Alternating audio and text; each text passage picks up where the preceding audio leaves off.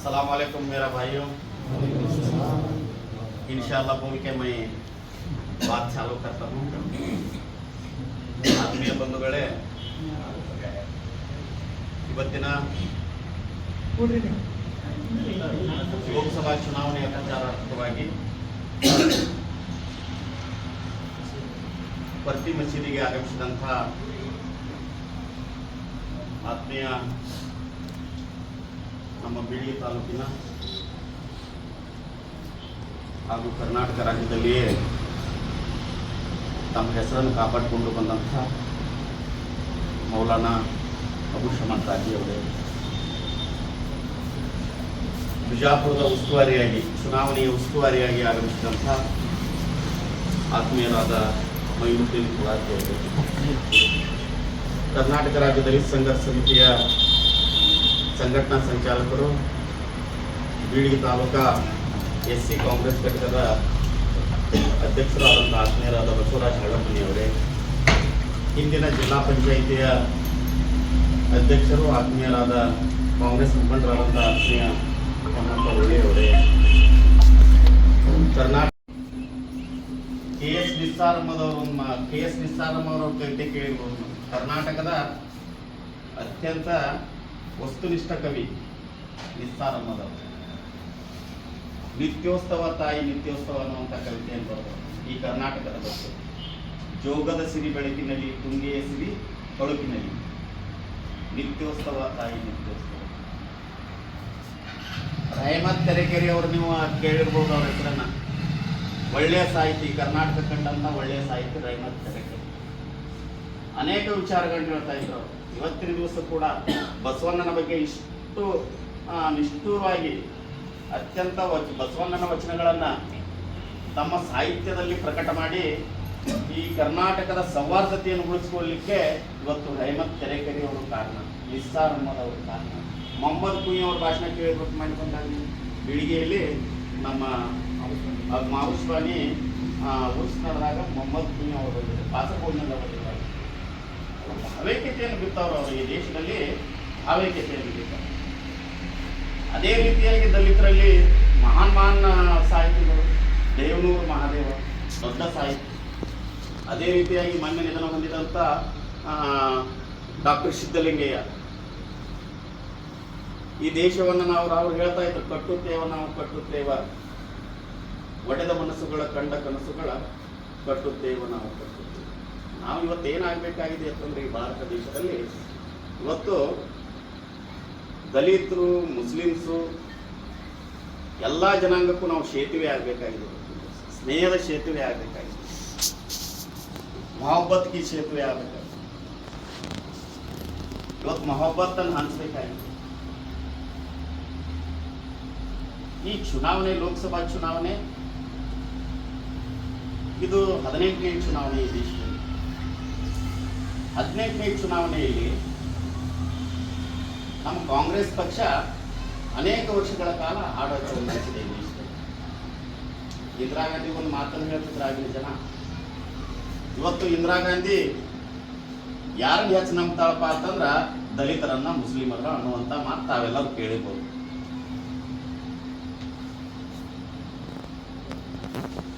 इंदिरा गांधी का 2 बेटा है. इंदिरा गांधी को एक मुसलमान एक दलित, ऐसा ऐसा बात करता था वो भारत देश में. ये देश का हालत, इस देश का हालत इस दिन पे बहुत खराब है, बहुत खराब है. दलित लोगों का भी खराब है, मुसलमान लोगों का भी खराब है. ನಾಗರಿಕತೆ ಸಂಹಿತೆಯನ್ನು ತಂದು ಸಂಪೂರ್ಣವಾಗಿ ಬೇರೆ ಬೇರೆ ಧರ್ಮಗಳನ್ನು ತುಳಿಯುವಂತ ವ್ಯವಸ್ಥೆ ಬಿಜೆಪಿ ಸರ್ಕಾರ ಮಾಡ್ತಾ ಇದೆ. CAA ತರಬೇಕು, NRC ತರಬೇಕು, ಮುಸಲ್ಮಾನರಿಗೆ ಪೌರತ್ವ ಕಾಯ್ದೆ ಇಲ್ಲ, ಅನೇಕ ಕಟ್ಟಳೆಗಳನ್ನ ಹಾಕಿ ಇವತ್ತು ನಮ್ಮನ್ನ ಹಂಚಿಕೆಯಲ್ಲಿಡ್ತಾ ಇದ್ದಾರೆ.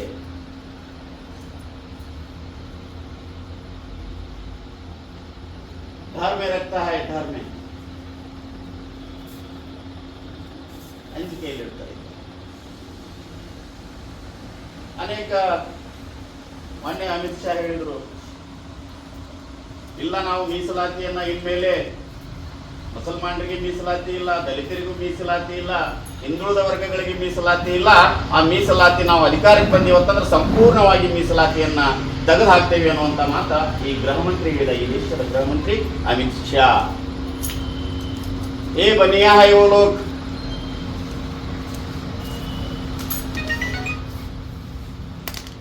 ऐसा होता है जिंदगी करने का खुशी बढ़ती है.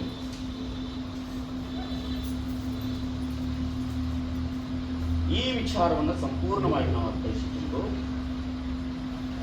ಇಲ್ಲಿ ಮೂಲ ನಿವಾಸಿಗಳನ್ನು ಈ ಭಾರತ ದೇಶವನ್ನು ಕಟ್ಟಬೇಕಾದ್ರೆ ಮುಸ್ಲಿಮ್ಸ್ ಜನಾಂಗ ಪಾಕಿಸ್ತಾನದಿಂದ ಬಂದಂತ ಜನಾಂಗ ಅಲ್ಲ,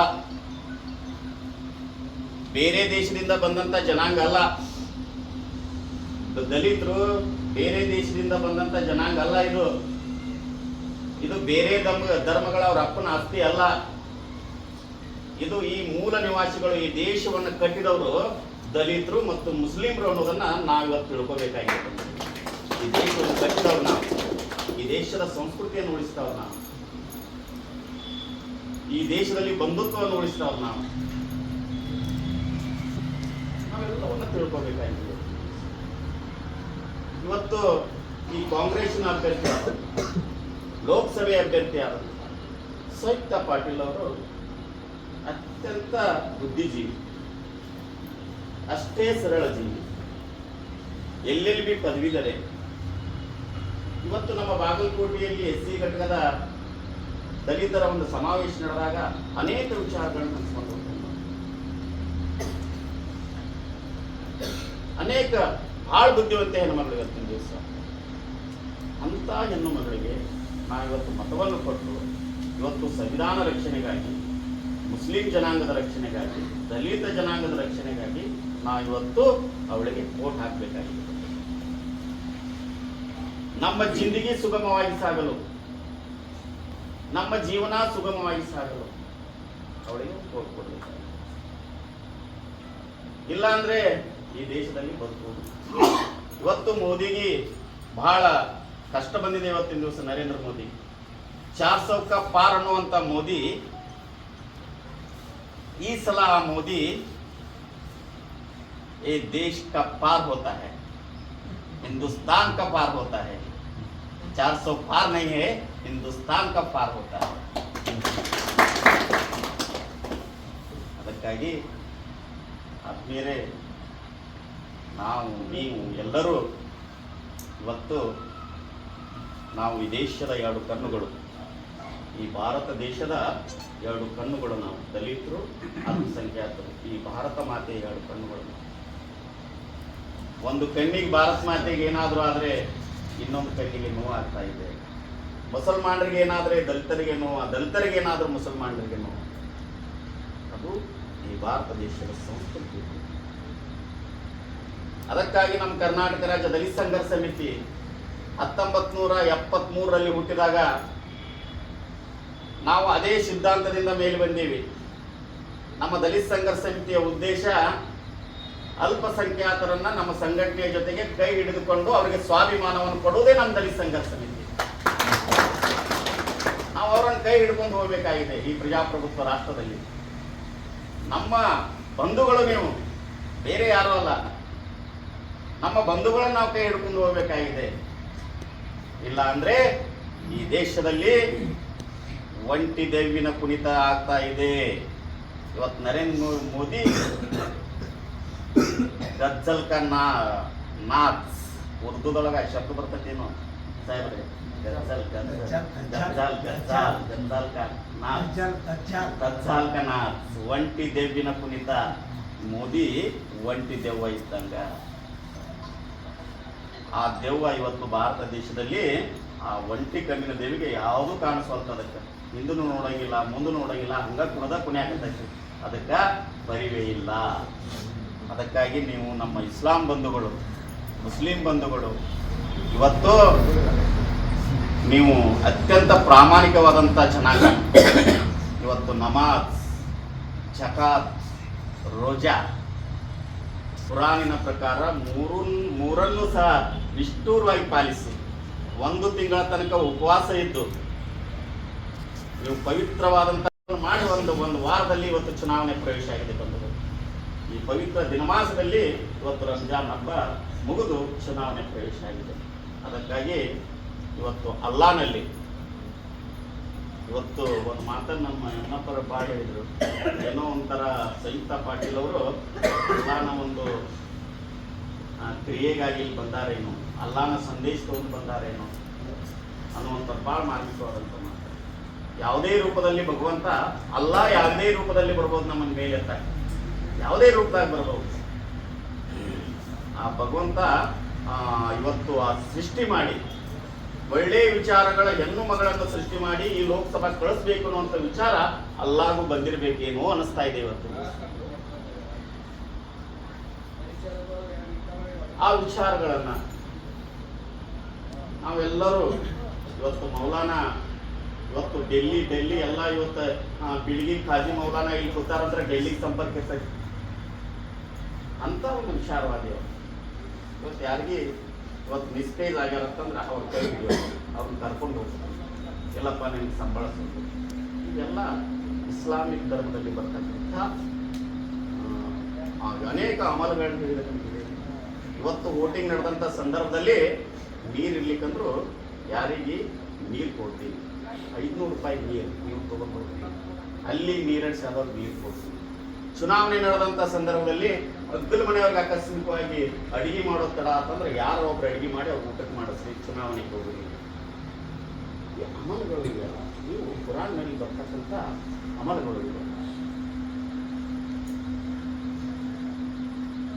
ಭಗವಂತ ಇವತ್ತು ಈ ಭೂಮಿ ಮೇಲೆ ಸತ್ಯವನ್ನು ಪ್ರತಿಪಾದನೆ ಮಾಡಲು ಇವತ್ತು ನಮ್ಮನ್ನು ಹುಟ್ಟಿಸಿದ್ದಾನೆ.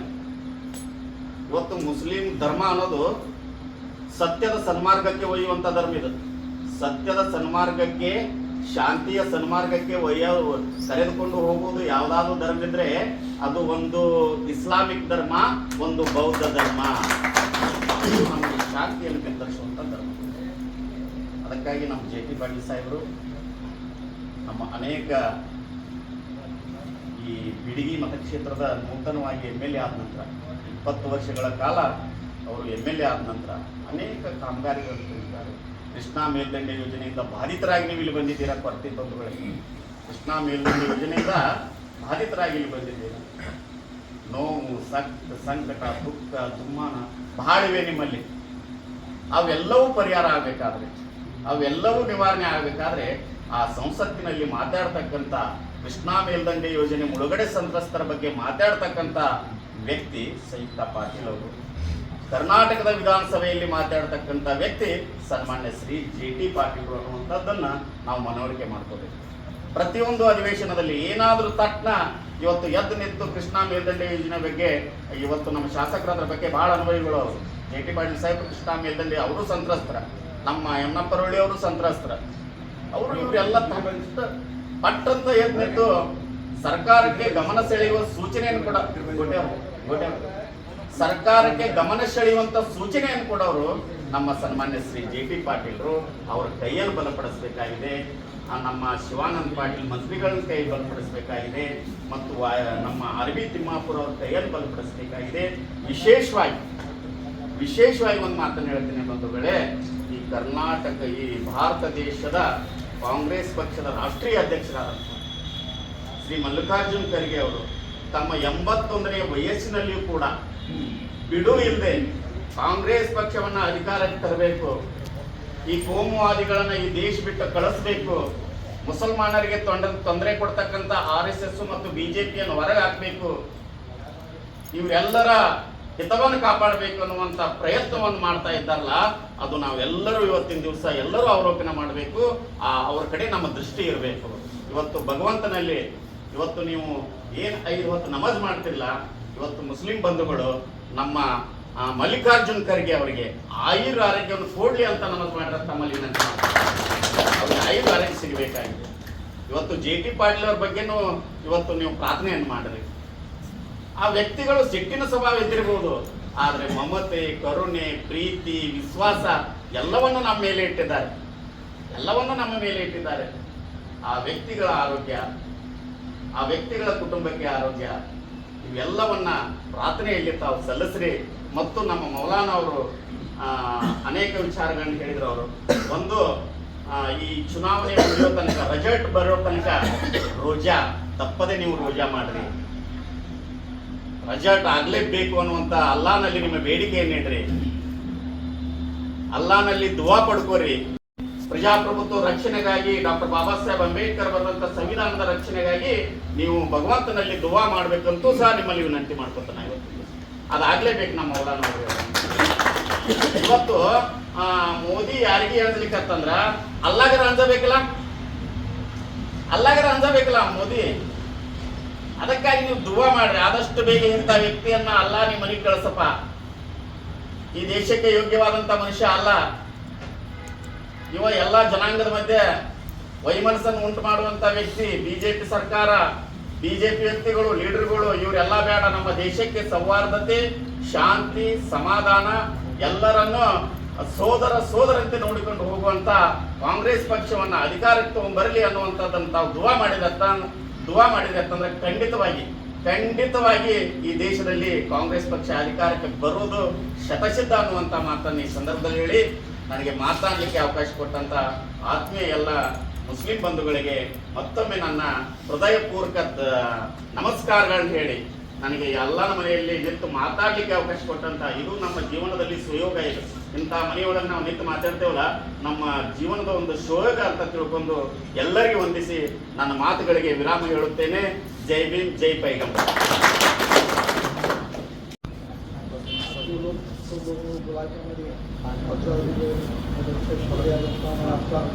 आप तमाम लोग वोट ज़्यादा से ज़्यादा वोटिंग करो। 90% से 100% वोटिंग हो रहा, तो हमारा कुछ तो रिजल्ट निकलेगा। हाँ, इंशाल्लाह करेंगे।